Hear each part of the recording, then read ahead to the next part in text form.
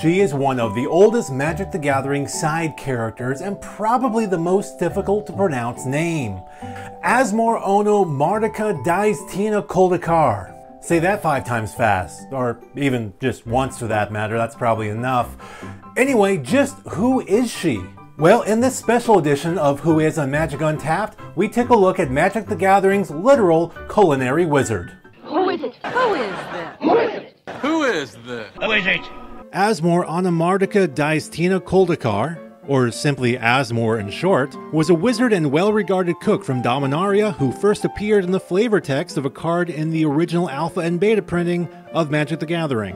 As the story goes, she once summoned a Lord of the Pit to assist her in a duel. Lords of the Pit are known not to be just power-hungry, but just hungry in general. And this one who goes by the name Vincent, is no exception. During the duel, Asmor simply ran out of things to feed it. She escaped death herself by entering into his service back in Hell for 7 years plus 7 days, offering to feed him a new dish every meal, so long as he didn't eat her.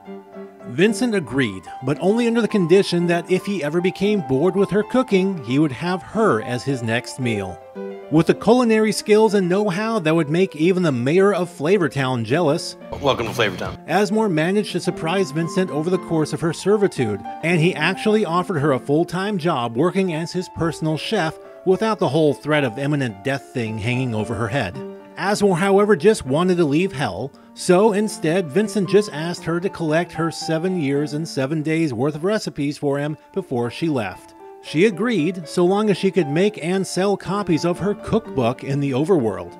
Only about 20 copies of the Underworld cookbook were ever made, with excerpts being found on cards such as Granite Gargoyle. While most overworlders fortunately don't realize this, gargoyles can be most delicious, providing you have the appropriate tools to carve them. Lightning Axe. A gargoyle's meat can be carved with an ordinary cleaver, but for its petrous hide. And Sauté. Selecting the proper beetle is a key to a good sauté. The pinker the fur and the harder the yelp, the more succulent the beetle will be when you pop it in your mouth. Only 2 of the books ever sold, one to Vincent and one to Asmor's own mother. Disgusted with the book's lack of success, she instructed her imps to incinerate the remaining copies. The imps, however, were a bit of a lazy lot and simply chucked them away into the overworld.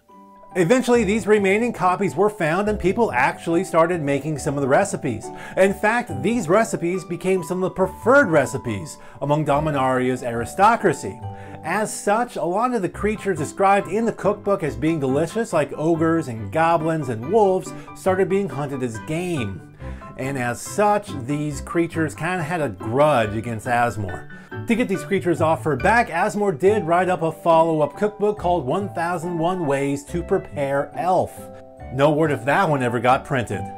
Thank you for watching this special edition of Who Is on Magic Untapped. Next month, we're going to resume our series about Magic the Gathering's Draconic Planeswalker, Nicol Bolas. I'm Barry White. Thank you very much for watching.